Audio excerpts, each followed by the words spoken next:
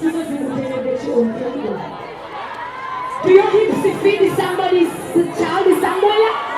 Darling, you know, I am Spice Diana, he plays Spice Diana, but look, it was a crowds and crowds of people to come and watch me he plays.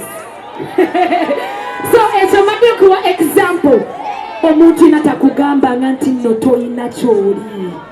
You know, it all starts here, ladies and gentlemen. But I'm focusing on the ladies because Imara Girls Festival is for the ladies.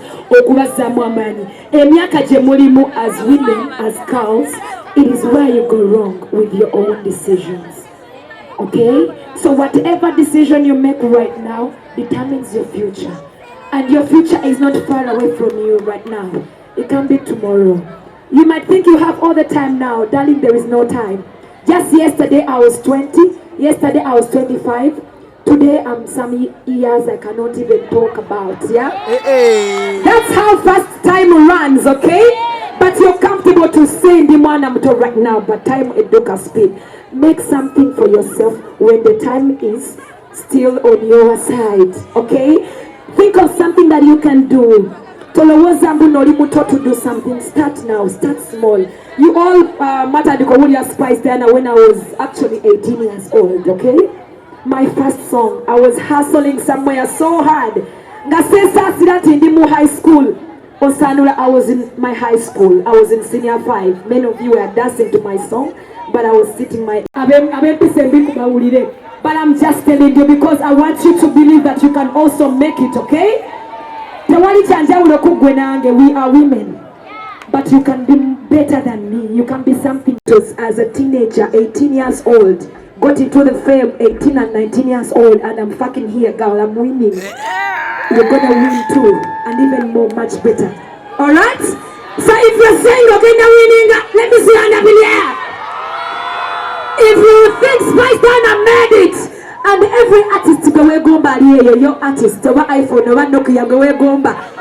You're gonna be better, yeah, than that artist, yeah, who inspires you. Go to holiday, yeah.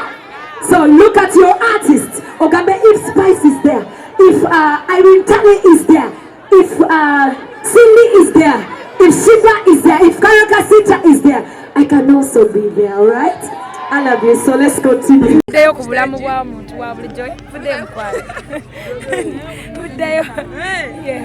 What then you stage? Dancing about music.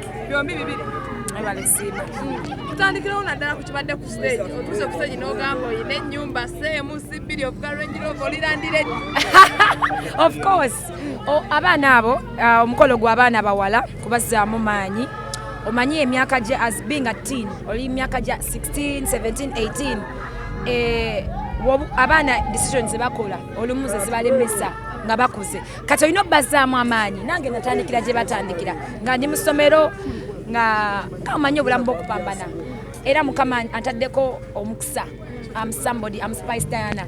Okuba Spice Diana, of course tujirako ebintu bingi nnyo kati example gye mbadde ngezaako balaga nti mukwano osobola otandika nga tolina kyoli but weekolako emikolo ng'omuvubuka osobola okubeera someone.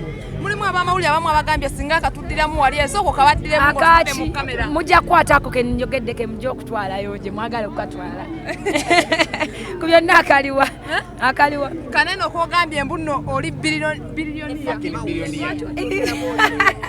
Of course nja kwebaza mukama sipangisa emyaka egiyise 5 mbadde sipangisa ate ennyumba gye nsulamu si ya bisenge kimu ba 2 ba 3 ba 4 ba 5 so nebaza mukama ku lwekyo era omwana yenna ali eyo oba gwe mbadde nnyimbira leero nga mbazzaamu amaanyi Imara Girls Festival nga mugamba nti bw'oba muvubuka ng'oli mutoto westing abuddebo kola because we know so be achieving as ng'okula abawala twegomba ebintu bingi naye n'okubeera nga topangisa oba muzaddewo tapangisa bimu ku birooto byaffe so ngezaako balaga nti you can also do it if I've done it. Abantu abasinga olina ekintu kyoyogedde ekyalandireddi abamu badde tebakimanyi. Okuba landireddi ate oba topangisa oba landireddi osobola osalawo givaamu n'otekamu omuntu omulala ate era nga ndi landireddi. Oyogedde ku bya landireddi ne tulowooza nti osazeewo tulaga ennyumba talenti ng'ekibadde kyakyogerwa. Okukyogerako ndowooza tekirina buzibu okulaga nga bwe nkugambye nti eno festival ebadde y'abawala bazzaamu maanyi okugamba nti nze Spice tekitegeeza mbuno sina kyogerako because that's the truth. So okugamba nti ndi landlady lwaki mba sikyogerako nga nkyenyumirizaamu ate nga kituufu. There's no problem with that. Fena tukola kuba bulungi bwoba mukama abakuwadde kyenyumirizeemu and be thankful. Twabadde jjo ku bbato tewalabiseeko ki ekyaganye? Nabadde busy naye nabadde bimu mbiwulirira eno ku TikTok ne social media. Bwe kusinzira ku performances abadde wani yasinze ku gwe ng'omuyimbi? Sazimazeeyo ndooza njatwalamu obudde nyongere okwekkaanya ndabe kuba mbadde mbirabira mu bitundutundu kati mwe muba mumbuulira ku bitundutundu bye walabye ani akyasinze? Sinaabigattagatta njagattagatta mbabuulire bwe naaba nga nteekeddwa nga opinion yange yeetaagisa baagala okola ebbato ne shiba bato yaki kale y'okwambala kyonna kyekiri nze nga nze omuseetaaga bato ndooze kyonna kibagambako abafuna omukisa kiwulira mu nze omuntu omunafu yakola bato kuba bateekakasa kyali nze kyendi nkyekakasa era nkyenyumirizaamu sisuubira kukola bato kubanga mba nja kuseera nnyo ssente bannange okweteeka ku minzaani. I don't see myself doing that. Singa baleeta akasente promoter n'aleeta akasente ng'okeetaaga sisuubira nti bayinza okumpa ze njagala. Oba okola bato weetaaga sente nga meka gwe nga Spice Diana? Sijazoogerako but kyolina omanya sobola kuteeka my career ku weighing scale nga already manyi kyendi ndi contented nga bwe nkugambye bato eba ya munafu kwolesa bunafu bwo naye nze kyendi kyonna kyendi byennyimba byemperforminga mbyenyumirizaamu ate oyo yenze okitegeera kati seetaaga proving a point to anyone. I don't need a battle nemalirira era ndi contented ne kyendi okwogera ki simanyi munnange ekyo mwe mumanyi mwe abakirabye obulungi ekyo mwe mwabirabye saabaddeyo omuntu aba yagadde waddembe manyi it's a free world bwe maakola kyayagala. Spice abantu batyo okwogera amazima era bw'obulyo n'oyogera nti nno olina ennyumba tupangisa bagenda kukwataakinga balowooze nti nno weeraga ndowooza oba bo tebolowooza then tubuuze ekiddako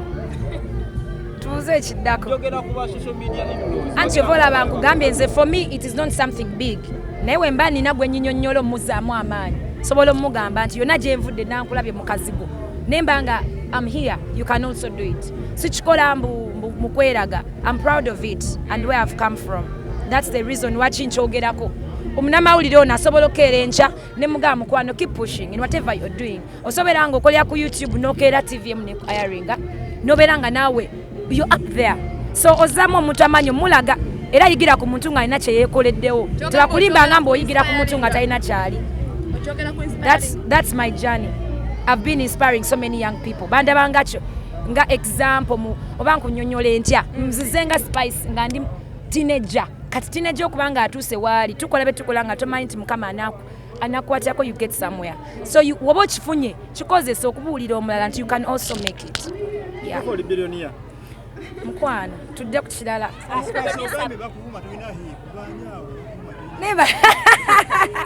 kirungi sirinzeka tuli bangi. No, of course bullying eri buli wamu. Okay? Abantu baba bullying emibiri gyabwe. Baba body shaming. It's part of the world. Not only in Uganda. Kati mu festivals zino ez'abaana abawala. Tuza kankubuli osanga omwana ne yesibira mu kisenge. Mu nsi ez'ebweru abaana beewa obutwa. Olw'okubanga ku ssomero ba social media bamuvumye nti oli mubi oba oli bwoti oba olina ogubuto ogunene omwana ne yeewe obutwa n'afa. Kati woba ofunye audience y'abavubuka nga bano obazaamu amaanyi n'obagamba nti wadde ogenda sanga comment ekuvuma ng'omuwala nti oba oli mubi olina ennyindo ngazi toggwamu maanyi kubanga ennyindo eyo tesobola kulemesa kubeera muntu owakabi mu nsi. Baproducer babudde ne babagamba nti no bakola omulimu munene nnyo ku bayimbi okuteekamu tunes mbuna ebivulu we bijja ate abayimbi mubaswaza nnyo ne muyimba ebitagatta ku bye bayimba mu studio. Well, ekyo simanyi nnyo kubanga siri producer nze ndi muyimbi ne buli omu akola kyakoze ate buli omu ali talented side eyiye. Production is production. Kyova olaba nti tojasanga limba nga balifulumiza nga bwe luli lulina era okukolebwako. That's why there is production.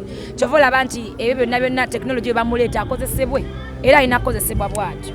So kiri eri nakyo era omuntu aba aperforminga ebyuma bya performingako maybe tamanyi oba bikola bitya yalooza kyakola kye kituufu so banga saga nnyo kuwa mirimu gy'abakulu baffe agamba omuntu osobola n'ennyumba emunyonyo naye nga tosobola kuyimba well nze kyemmanyi mu emirimu gyonna buli omuntu yenna omulabira kyakola wekiba nga kikola oba kikolera betukolera olaba kunfunaye kankubuulire teri bafaani tebakola nsobi basasula ebivulu byaffe nze nsogenda eno nenkola eri abantu ne bajjula bwe bati ate era ne bawulira ne bakwogerako ne bajja kubanga baagala gwe so whatever we do in life buli omu ayagala alabe afunamu ate at the end of the day so okirabira ku muntu bookings ze kikyakoze mu mulimu gwe nze nga nze kyebayita talent if you can pull up crowds woba so staging a concert abantu ne bajja that's a talent alone whatever you're doing okikola gwe mu your own way but it's a talent and it's art kubanga abantu tosobola kusika abantu nobateeka ku migwa bajje bakulabe tosobola kugenda mu nyumba ya muntu n'omujeera mpaka abantu basasulira ekyo kye baagala tebakola nsobi mama batolinga muwala we kyabayisizza batya ani eyasooka mu ndongo sindo batolinga omwana gwe yayambaga gwe yawandika oluyimba olusooka mu kyabayisizza mu abayimbi abali kina tuyisa tutya maama munnange osooka batolinga n'atujja kina tuyisa tutya obakuwa eri namato baani abo bamumpadde pozi nga yanneewadde naye well banange simanyi saabaddeyo nga mukyajinga amasimu gammwe ambadde busy mbadde ne shows yes